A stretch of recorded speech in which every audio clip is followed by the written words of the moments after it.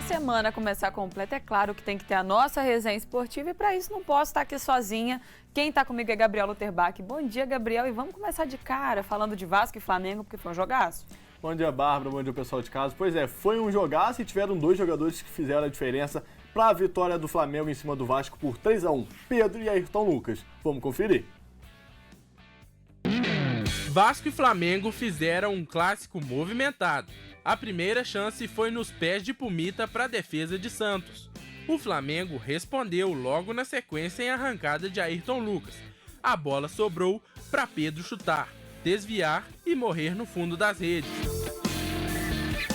O clássico era equilibrado, tanto é que o Vasco não demorou a empatar com o zagueiro Campasso. O empate dava vantagem para o Flamengo, que mesmo assim continuou criando chances com Gabigol e Arrascaeta. No segundo tempo, o jogo mudou de panorama até o gol rubro-negro. Vasco era o melhor na partida. Gabriel Peck tocou para quase Pedro Raul desviar. Alex Teixeira cabeceou para a defesa de Santos. Pumita tirou tinta da trave. Mas o Vasco não aproveitou diferente do Flamengo, que em jogada individual de Matheus França sofreu pênalti. Na cobrança, Pedro desempatou. O Vasco sentiu o golpe. Flá ainda teve a chance de fechar o placar com Ayrton Lucas.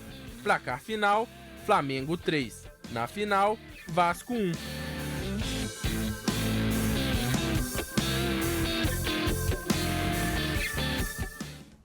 Gabriel, ontem, durante toda a partida, você comentou do Ayrton, que também teve uma partidaça, mas o Pedro, assim, para mim, se tivesse que escolher um jogador, para mim o nome seria esse, Pedro. O Pedro que fez o gol ainda deu assistência, então realmente ele fez a diferença na partida, assim como o Ayrton Lucas também. Mas a tônica da partida escancara um pouco que parece que o Flamengo foi muito superior, né? Mas não foi bem assim como a gente viu ali no VT. Um primeiro tempo bastante equilibrado e no segundo tempo, com o Vasco precisando virar, né, para poder avançar, foi com tudo, e aí o Vasco era melhor na partida. Até quando o Flamengo sofreu aquele pênalti no Matheus França, que entrou muito bem, diga-se por passagem. Entrou muito bem, sofreu o pênalti, o Pedro converteu e aí ficou mais fácil pro lado... O Pedro fez 2 gols, né? Ficou mais fácil pro lado do Flamengo, que aí aproveitou depois uma desatenção ali, já no finalzinho da partida, o Vasco já estava entregue praticamente, fechou o placar. De positivo pro Vasco, fica que o Vasco foi até onde poderia ficar. Eu acho que o torcedor lamenta mais a eliminação pro ABC no meio da semana passada do que essa eliminação pro Flamengo, porque a gente sabe que o Flamengo é muito superior. O Vasco deu alguns indícios que poderia passar, deu até quando venceu o Flamengo na fase de grupos, mas depois na hora que vamos ver, o Flamengo é muito superior, isso ficou claro. Apesar desse bom futebol que o Vasco apresentou no jogo de ida e no jogo de volta, né? O Vasco que jogou de igual ali para igual em quase todo momento desses 2 jogos, né? Esse é o ponto. O Vasco, ele teve ali alguns lapsos de superioridade, mas que tecnicamente falando, realmente não tem como negar que o Flamengo tem um elenco que é muito superior. Vasco voltou no segundo tempo com bastante força, então veio do vestiário bem disposto a ganhar esse jogo. O Flamengo, que já tinha a vantagem do empate, tinha essa segurança do empate, ainda conseguiu, né, converter ali a situação em gols. E aí isso foi realmente trazendo o Vasco mais para a realidade. E aí, no final das contas, já não tinha mais como, né? Precisaria correr muito atrás com um tempo curtíssimo. Exato. E, Bárbara, para mim o que fez a diferença nessa questão toda do jogo que a gente está comentando aqui foi que enquanto o Vasco foi superior, ele não conseguiu botar a bola na rede. Faltou o camisa 9 botar a bola na rede. O Flamengo, quando chegou, ele fez os gols. Então isso fez muita diferença, esse cara para poder botar a bola na rede. Que aí a gente está falando de um Pedro que é muito bom e o Pedro Raul também é muito bom, mas faltou colocar a bola na rede, né? Então, para mim essa foi a grande diferença. Ainda falando sobre destaques individuais, a gente precisa falar do Matheus França também, que ele entrou muito bem na partida. E aí eu vou chamar a atenção para o seguinte, ele jogou na posição dele. Não dá para você inventar, colocar Matheus França na ala direita. Essa coisa de ficar testando, quando a gente sabe onde o cara funciona, é uma perda de tempo. Exatamente, o Matheus França jogando ali por trás do centroavante como meio atacante, a posição dele foi muito bem. Quando coloca o menino ali de ponta direita, você acaba até queimando um jogador que tem muito potencial, né? Então, Vitor Pereira, por favor, não inventa moda não. Vamos colocar os jogadores na posição. E uma outra coisa que deixou assim, uma certa tensão para a torcida do Flamengo foram as substituições do Vitor, né? E assim, só que eu achei interessante também pelo seguinte, ele se arriscou bastante, né? Tirando jogadores grandíssimos, né? Como o Gabigol e a Arrascaeta, que depois a gente até entendeu no caso do Arrascaeta, né? Que realmente estava ali com uma questão física, né? Que poderia, obviamente, virar uma lesão. Mas foram substituições conscientes quando a gente conseguiu ver o impacto disso em campo, porque estava com o placar ali favorável, mas precisava manter. Então, assim, aquela ânsia que a gente viu, inclusive, na nossa seleção brasileira na Copa, né? A ânsia de correr atrás de um gol quando não precisa e o negócio é só segurar o placar, pode muito bem atropelar um time. E o Flamengo não deu bobeira quanto a isso, fez o que precisava ser feito, segurou quando precisava segurar e o resultado tá aí. Vitor Pereira deixou um recado muito claro, ninguém é intocável no Flamengo. Gabigol, ninguém vai jogar com o nome, tanto é que ele colocou o Everton Ribeiro também no banco de reservas. Então tá definida a final do Campeonato Carioca. Flamengo vai enfrentar o Fluminense, que no sábado venceu Volta Redonda por 7-0. A gente tem a arte para poder mostrar ao pessoal de casa. Então o Fluminense, que perdeu o primeiro jogo por 2-1, no segundo tempo sobrou, aplicou logo uma goleada para poder não ter desculpa, não ter... Pra não dar dúvida, né? Pra não dar dúvida, exatamente. E aí, Bárbara, a gente vai colocar agora a arte da final, já tem data.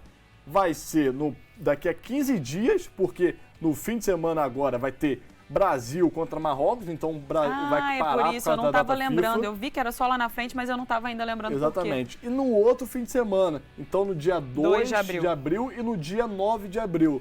Então vai ter esse ato aí para poder treinar mais para esses jogos. E aí o seguinte, entre uma final e outra, vai ter Copa Libertadores da América.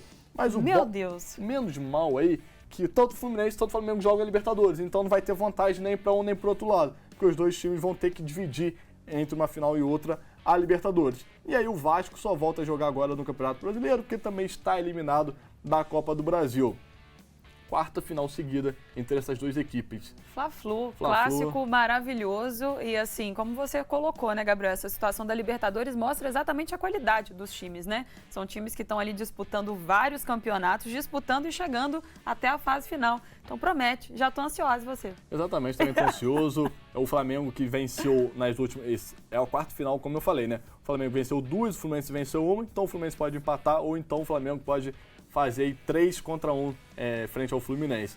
A gente vai agora para Minas Gerais porque também teve jogo, teve final já decidida. O América Mineiro venceu o Cruzeiro mais uma vez e vai enfrentar o Galo na final. O América voltou a vencer o Cruzeiro, mas foi o Cruzeiro que começou a partida melhor. A primeira boa chance foi nos pés de Bruno Rodrigues na trave.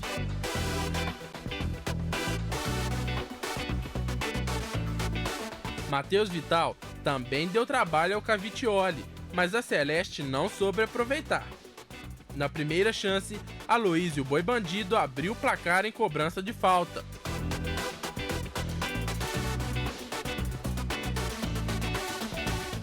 O Cruzeiro só conseguiu passar pelo goleiro no segundo tempo, em cabeçada de Oliveira, e parou por aí. Tanto é que ainda deu tempo de Alê desempatar e acrescentar mais uma vitória do Coelho para cima da Raposa. Fim de jogo: América 2, Cruzeiro 1.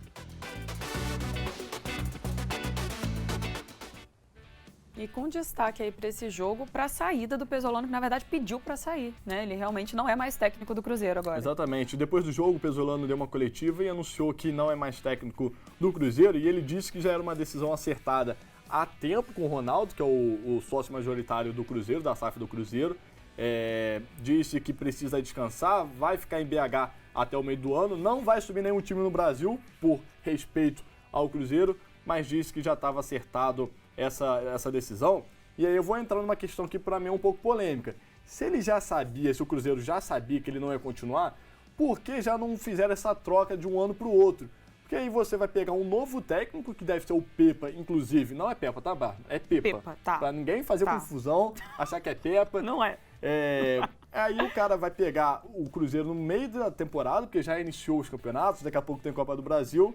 sendo que ele já poderia ter pego o Campeonato Mineiro para poder justamente fazer teste, né? Que é a grande chance da temporada dos times, né? Pegar esses times pequenos para poder fazer rodagem de elenco. E eu tô nessa polêmica aí com você, então, Gabriel. Eu acho que para a cabeça do jogador realmente é uma coisa muito difícil ali de você processar. E nessa situação, a saída de um técnico já é sentida, então é melhor coloca ali o interino enquanto a situação, né, tá nessa fase de ajuste, porque aí quando for para mudar, já muda em definitivo, porque de nada adianta agora tentar alguma coisa, sendo que não vai ficar.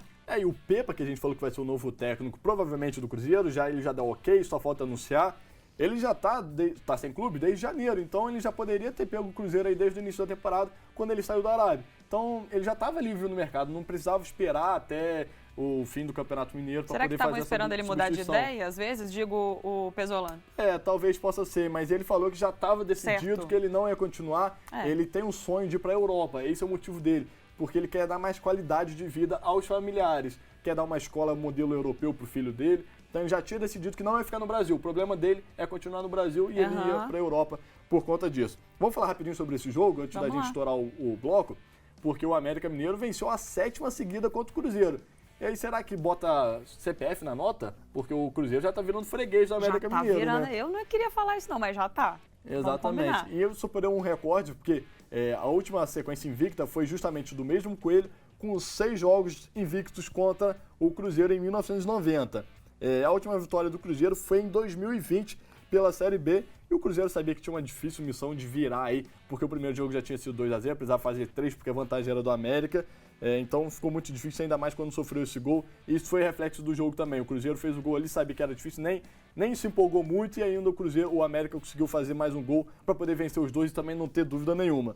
E agora o Cruzeiro só volta a jogar no Brasileiro e tem a Copa do Brasil no dia 16 de abril. Então tem um hiato aí até pro Pepa, né?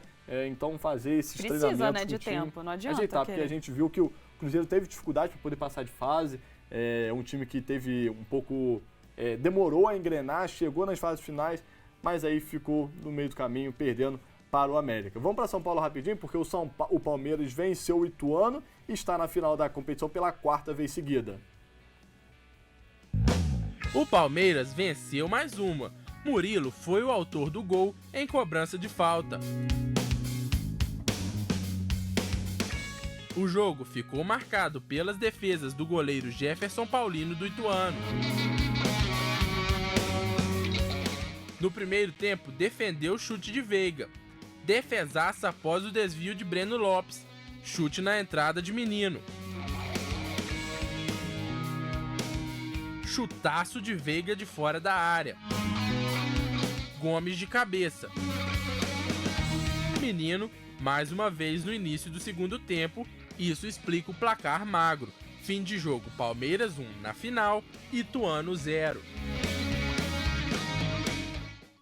O que é esse goleiro do Ituano? Conseguir, né, um placar apertado desse contra Palmeiras, que está estável sei lá há quantos anos já eliminou Corinthians. Imagina se consegue passar também pelo Palmeiras. Foi por pouco. Exatamente. O Jefferson Paulino, que também foi decisivo pro Ituano passar pelo Corinthians, né? Defendeu pênalti e tudo mais. O outro goleiro, o Everton, assistiu de camarote, né? Porque o Ituano quase não chegou até a defesa do Palmeiras. E aí teve uma polêmica, Bárbara, se foi falta no gol do Palmeiras ou não. Teve muita gente reclamando, falando que o Gustavo Gomes, ele fez uma carga em cima do zagueiro do Ituano. E aí teve muita gente reclamando, a central do apito, inclusive da transmissão do jogo, disse que foi falta, mas de fato, então o Palmeiras avançou, está na final, e aí vai ser uma final inédita, porque nunca o Palmeiras enfrentou ou Água Santa ou Bragantino uma final de estadual. Bragantino que tá fazendo bonito também, hein? Exatamente. E surpreendente, né? Porque a gente sempre tá acostumado a São Paulo e Palmeiras, São Paulo e Corinthians, Palmeiras e Santos, enfim. Só tem o Palmeiras gigante do Paulista, né? E tem um Água Santa aí. Vamos confirmar rapidinho rapidamente? Tem o outro jogo, Água Santa e o Bragantino, que vai definir quem vai avançar para poder enfrentar o Palmeiras. Ainda não tem data justamente por causa disso, porque ainda precisa definir quem que vai enfrentar o Palmeiras na final do campeonato, então. Bárbara, muitos jogos, campeonato paulista, mineiro, carioca, enfim. Tudo, a gente faz esse passeio pelos estados, né? Obrigada, viu, Gabriel? Obrigado a você.